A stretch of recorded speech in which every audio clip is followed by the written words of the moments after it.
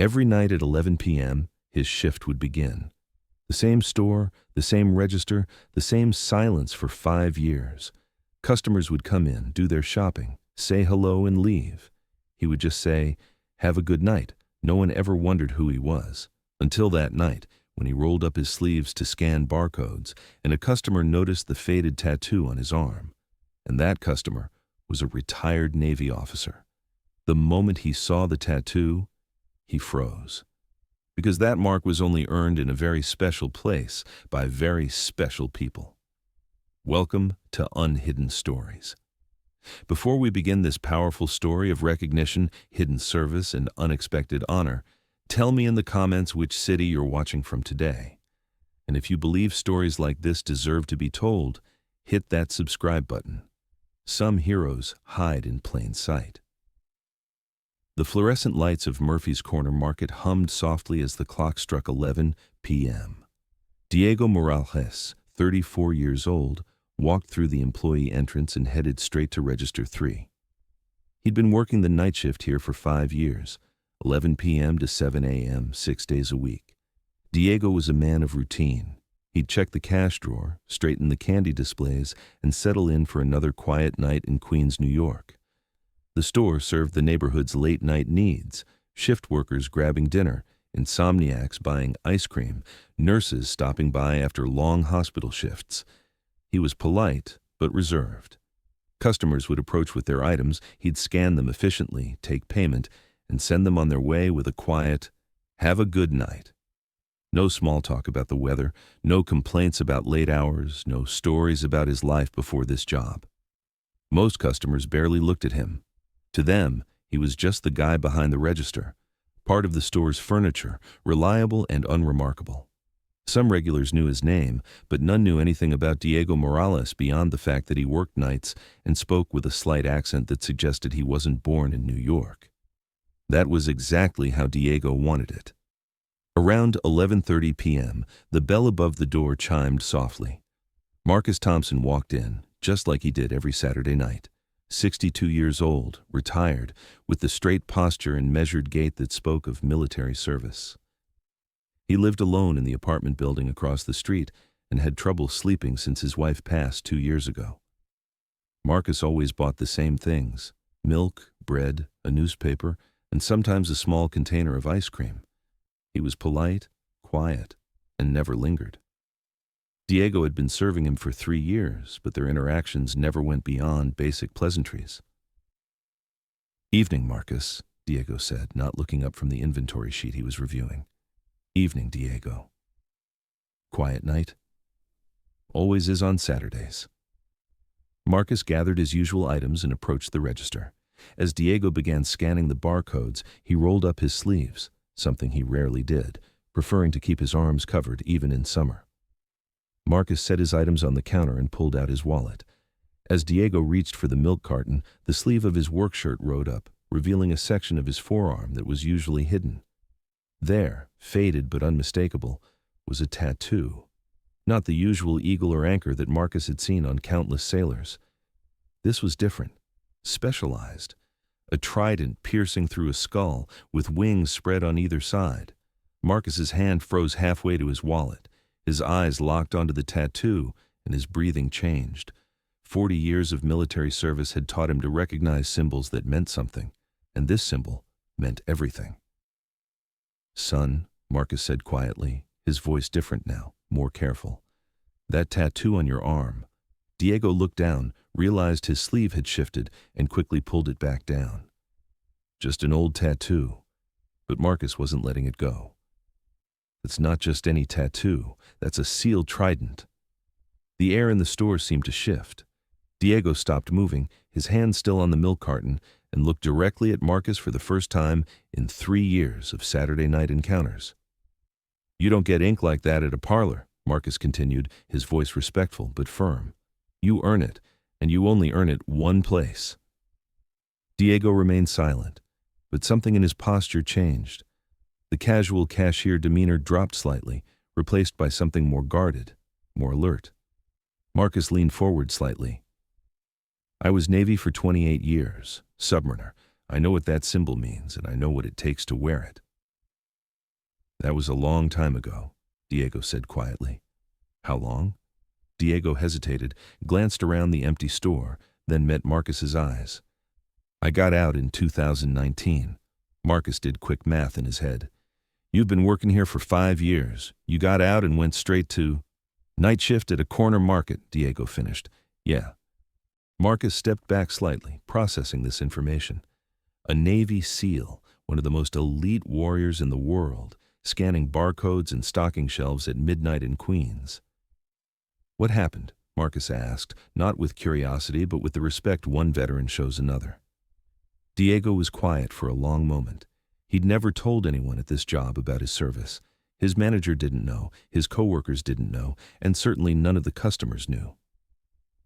Nothing dramatic, Diego said finally.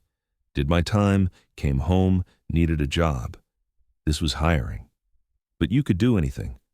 With your training, your clearance level. My clearance expired, and I didn't want to do anything. I wanted to be somewhere quiet where nobody asks questions. Marcus understood. He'd seen other veterans struggle with the transition, the weight of service, the challenge of finding purpose in civilian life. How many deployments? Marcus asked. 7. Afghanistan, Iraq, Syria. Other places that don't get talked about. Marcus nodded. Family? Had one. Didn't make it through the deployments. The simple statement carried the weight of 1,000 untold stories. Marcus recognized the tone, the careful way veterans talked about losses they couldn't quite process, sacrifices that seemed too big for words. Kids? A daughter. She's with her mom in California. I see her sometimes. Diego's voice was matter-of-fact, but Marcus could hear the pain underneath. This wasn't just a career change story. This was about a man trying to rebuild a life after giving everything to his country. What was your team? Marcus asked. SEAL Team 6. Diego paused. Most of it's classified. Marcus's eyes widened slightly. Team 6 was legendary, even among military circles. These weren't just SEALs, they were the SEALs that other SEALs looked up to. Jesus, Marcus whispered, and you're here. I'm here, Diego confirmed, and it's okay. I needed quiet. This job gives me quiet. Marcus looked around the small store, the harsh fluorescent lighting, the rows of snacks and sodas, the lottery ticket dispenser. Then he looked back at Diego, seeing him completely differently now. You saved lives over there. We all did our job. No, Marcus said firmly. You did more than a job. You did things most people can't even imagine. From that night forward, Marcus's Saturday visits changed. He still bought the same items, but now he lingered a bit longer. He'd ask Diego about his week, not as small talk, but as one veteran checking on another. Diego was initially resistant to the attention, but gradually warmed to having someone who understood the weight he carried. Marcus didn't ask for war stories or operational details. He just provided the quiet companionship of someone who knew that service never really ends.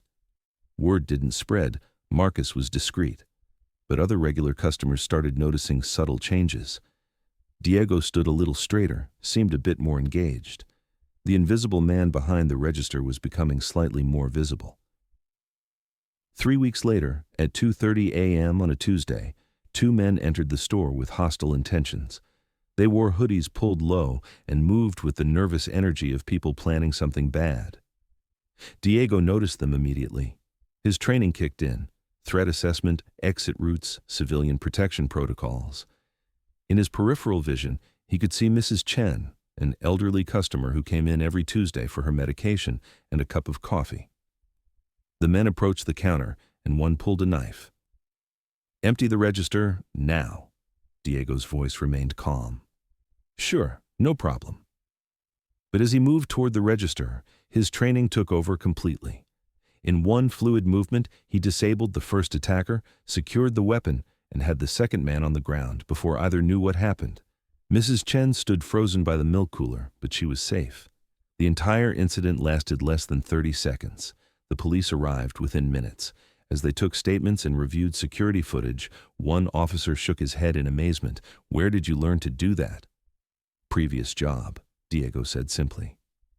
Mrs. Chen, still shaken but unhurt, looked at Diego with new eyes. "You saved my life.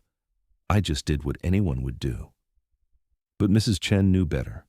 What she'd witnessed wasn't training anyone could have. It was precise, professional, and executed with the calm efficiency of someone who'd been in far more dangerous situations.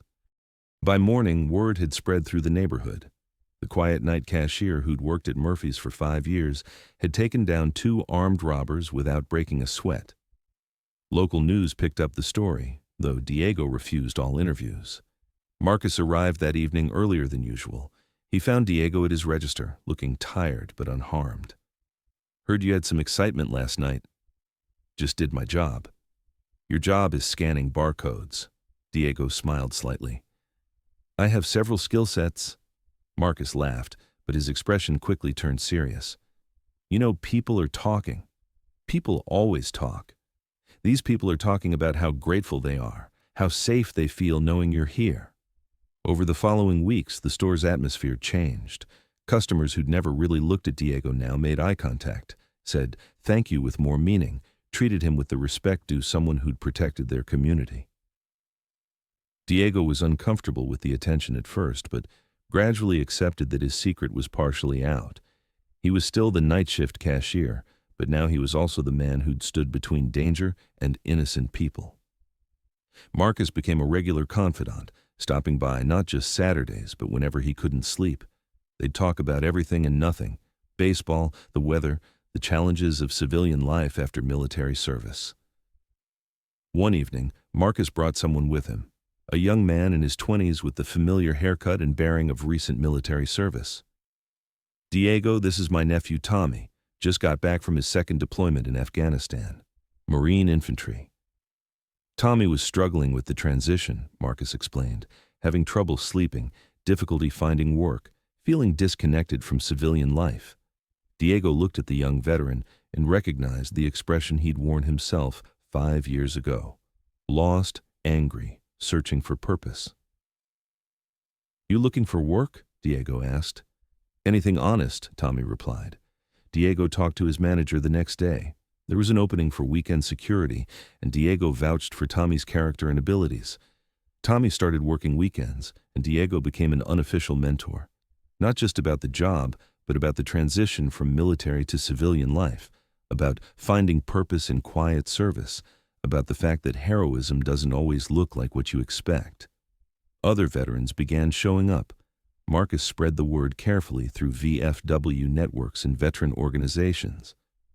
If you needed someone who understood, there was a guy at Murphy's Corner Market who'd been where you were. Diego's register became an informal counseling center. Between customers, he'd talk with young veterans about job interviews, about dealing with nightmares, about staying connected to the brotherhood even when the mission changed. One Saturday night, exactly 1 year after Marcus first noticed the tattoo, the store was busier than usual. Several customers lingered after making their purchases, talking quietly with Diego about their lives, their challenges, their gratitude for his presence in the neighborhood. Marcus watched from the magazine rack, seeing something beautiful unfold. Diego had found his new mission, not the dramatic classified operations of his SEAL days, but the quiet service of helping people through their daily struggles and protecting his community. "Still think you're just scanning barcodes?" Marcus asked as the last customer left. Diego looked around the store, his store now, in a way that had nothing to do with ownership and everything to do with responsibility. "I'm serving my country," Diego said, "just differently." A month later, the store owner, Mr. Murphy, called Diego into his office. He'd been watching the changes in his store, the increased customer loyalty, the sense of community that had developed, the way people now came in not just to shop, but to connect. "I'm promoting you to night manager," Murphy said. "Full benefits, significant raise, and authority to hire your own team." Diego was quiet for a moment. "Can I still work the register?" "Why would you want to?" "Because that's where people need me." Murphy smiled. He didn't fully understand what Diego had been before this job, but he recognized leadership when he saw it. Some heroes wear medals, some carry weapons, some save lives in dramatic rescues that make headlines, And some scan barcodes at midnight, providing quiet strength to a community that needs to know someone capable is watching over them. Diego Morales spent 5 years being invisible, and that was exactly what he needed. But when Marcus Thompson noticed that faded tattoo, it reminded Diego that service takes many forms and that being a protector doesn't require a uniform. The night shift at Murphy's Corner Market continued to be quiet most nights. But now that quietness was filled with purpose, community, and the knowledge that sometimes the most powerful thing you can do is simply be present when people need you. Have you ever met someone like Diego, someone serving quietly, protecting others without recognition, carrying skills and stories they never talk about? Tell us in the comments. Share their story. Because at Unhidden Stories, we believe the greatest heroes are often the ones scanning your groceries, fixing your car, or working the night shift when the rest of the world sleeps. Subscribe if stories like this matter to you. Because every community has heroes hiding in plain sight, and they deserve to be seen.